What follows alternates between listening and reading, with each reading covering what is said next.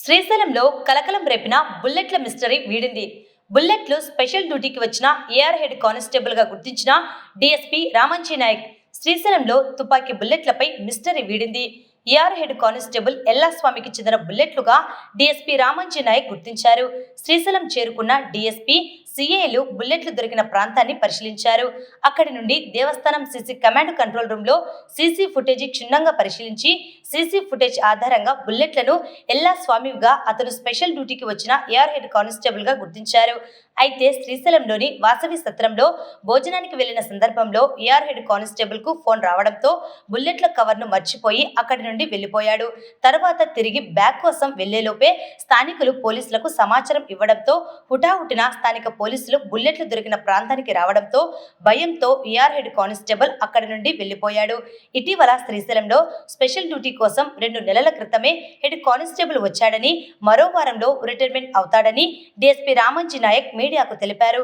బుల్లెట్లు మర్చిపోయిన AR head constable కు దైవభక్తి ఎక్కువగా ఉండడంతో బుల్లెట్లతో పాటు ఎర్రటి గుడ్డను కూడా బుల్లెట్లతో పాటు కవర్ లో పెట్టుకున్నాడని, మరికొంత పూర్తి విచారణ చేసి బుల్లెట్లు మర్చిపోయిన ఏఆర్ హెడ్ కానిస్టేబుల్ పై శాఖాపరమైన చర్యలు తీసుకుంటామని డీఎస్పీ రామంజీ నాయక్ తెలిపారు. నంద్యాల జిల్లా, నేను ఆత్మకూరు డీఎస్పీని. ఇక్కడ శ్రీశైలం 1 టౌన్ పోలీస్ స్టేషన్లో ఇప్పుడు మన మీడియా సోదరులతో ప్రెస్ మీట్ పెట్టినాము. ఈరోజు మధ్యాహ్నము మన శ్రీశైలం పుణ్యక్షేత్రం నందు తుపాకుల రౌండ్స్ కొన్ని దొరికినట్లు సోషల్ మీడియాలో అంతా హల్చల్ అయింది. దీనిపైన ఇమ్మీడియట్గా మా సంబంధించిన అధికారులు మాకు ఇమ్మీడియట్గా శ్రీశైలం వెళ్ళి మొత్తం వెరిఫై చేసి రిపోర్ట్ సబ్మిట్ చేయమని చెప్తే నేను మా రూరల్ సిఐ గారు సురేష్ కుమార్ రెడ్డి గారు, సిఐ చంద్రబాబు గారు, 2 టౌన్ సిఐ, మా ఆర్ఐ మంజునాథ్ గారు, మరి మా సిబ్బంది అందరం కలిసి మన కమాండ్ కంట్రోల్లో కూర్చొని సీసీ ఫుటేజ్ అంతా వెరిఫై చేసి అన్నీ చేస్తే లాస్ట్కి మా డిపార్ట్మెంట్ ఆమినేషన్ ఇవి. ఇక్కడ ఏఆర్ హెడ్ కానిస్టేబుల్ అంటే ఈయన 1983లో ఏపీఎస్పీలో జాయిన్ అయినాడు. ఎల్లప్ప అని, ఉప్పర ఎర్రగడ్డ ఎల్లప్ప ఇతని పేరు. ఇతను 83లో ఏపీఎస్పీలో జాయిన్ అయ్యి మళ్ళీ ఏఆర్లో వచ్చి 2005కి వచ్చినాడు. తర్వాత ఇతను 2 months నుంచి ఇక్కడే గార్డ్ డ్యూటీ చేస్తున్నాడు. మా డిపార్ట్మెంట్ ఆమినేషన్ అన్నీ ఆయన ఒక దీంట్లో పెట్టుకొని పెట్టేది మర్చిపోతే తర్వాత బయటపడిన తర్వాత ఆయనకి అర్థమైంది దీన్ని మన ఆమినేషన్ అని తెలిసి కూడా భయపడిపోయి సైలెంట్ అయిపోయినాడు, ఎవరికి ఏం చెప్పకుండా. దీనిపైన మేమంతా సీసీ ఫుటేజ్ అన్ని వెరిఫై చేస్తే నీట్గా మా హెడ్ కానిస్టేబుల్ ఒక కవర్లో తీసుకొని పోతా ఉండేది, అంతా నీట్గా కనబడుతూ ఉంది. మళ్ళీ ఆయన పెట్టేది మర్చిపోయింది, ఎందుకు చెప్పలేకపోయినాడో కొంచెం టెన్షన్లో ఉన్నాడు. ఇతను 7 daysలో రిటైర్డ్ అవుతున్నాడు. ఈ మంత్ ఎండింగ్ రిటైర్డ్ అవుతాడు ఇతను, సర్వీస్ కంప్లీట్ అయిపోయి.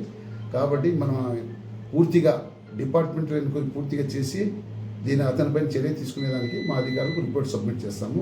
ఇది ఎటువంటి వేరే వాళ్ళకి సంబంధం కాని తూటాలు, అంటే మా డిపార్ట్మెంట్ సంబంధించినవే. వేరే చాలామంది రకరకాలుగా అనుమానం పడుతున్నారు. ఈ నక్సలైట్ కానీ ఎవరికి ఏం సంబంధం లేదు, ఇది పక్కా మా డిపార్ట్మెంట్స్ తూటాలు ఇవి. కాబట్టి ఉన్న విషయం మీకు మీడియా సోదరులందరికీ తెలియపరుస్తుంది. సార్, మరి ఎర్ర టవల్ ఎందుకు పెట్టారు అనేది ఆయన కవర్లో ఆయన కొన్ని దైవభక్తి ఉంది, కొన్ని జాతకాలు గీతకాలు అన్నీ ఏదో బుక్స్ అన్ని పెట్టుకుంటాడు. ఆ బుక్స్ అన్ని చదువుకుంటే ఆయన ఎప్పుడు ఆమినేషన్ కానీ అది ఎందుకు కన్ఫ్యూజ్ అయినాడో అర్థం కాలేదు. దానిపైన మొత్తం వెరిఫై చేస్తాం. వెరిఫై చేసిన తర్వాత మళ్ళీ మీకు పూర్తి వివరాలు మళ్ళీ చెప్తాం అందరూ. ఎందుకంటే భయపెట్టడం బాగుండదు. భక్తులు కూడా ఇక్కడ వచ్చే భక్తులు కూడా, స్వామి సన్నిధిలో వచ్చే భక్తులు కూడా ఎవరు భయపడాల్సిన అవసరం లేదు. పోలీస్ డిపార్ట్మెంటు ప్రాపర్గా అన్ని సెక్యూరిటీ, అన్ని బందోబస్తు డ్యూటీ అన్నీ పెట్టుకుని ఉన్నాము. కాకపోతే ఒక చిన్న బ్యాడ్ మెసేజ్ ఇది, అంతే సార్. సివిల్ లేదు, మన హెడ్ క్వార్టర్ నంద్యాల హెడ్ క్వార్టర్లో ఉంటాడు. ఇక్కడ గార్డ్ డ్యూటీకి వచ్చినాం. 2 months నుంచి ఇక్కడ ఉన్నారు. జస్ట్ అది చెప్పుకునేది మళ్ళీ వెంటనే ఆయన చెప్పింటే ఈ సమస్య ఉండదు. ఆయన భయపడి దానికి ఏం చెప్పుకోలేక సైలెంట్ ఉన్నారు. ఆ సైలెంటే మాకు ఇంత ప్రాబ్లం తెచ్చింది. ఆయన ఇక్కడ ఏమేమి మర్చిపోయినారు సార్? దాంతో ఆయన వెపన్స్ ఉన్నాయి, ఆమినేషన్స్ ఉన్నాయి, అంటే వెపన్స్ సంబంధించిన ఆమినేషన్స్ ఉన్నాయి. ఆమినేషన్ అన్ని 3-4 రకాల వెపన్స్ సంబంధించిన ఆమినేషన్ పెట్టుకొని ఉన్నారు. అవి అట్లే మర్చిపోయినారు. అది కానీ దాంట్లో పెద్ద సైజ్ ఒకటి, స్మాల్ సైజ్ బుల్లెట్ దొరికినాయి కదా సార్, దాన్ని ఏమంటారు మరి? అది పార్టీకి వేరే 303 అంటే రౌండ్స్ అంటే ఎస్ఎల్ఆర్ సంబంధించిన రౌండ్స్, 303 వెపన్స్ సంబంధించిన రౌండ్స్, పిస్టల్ సంబంధించిన రౌండ్స్. ఇప్పుడు ఆమినేషను ఆయన భయపడిపోయి క్యారీ చేసుకుని భోజనానికి పోతున్నాడు వాసవి చిత్రం దగ్గర.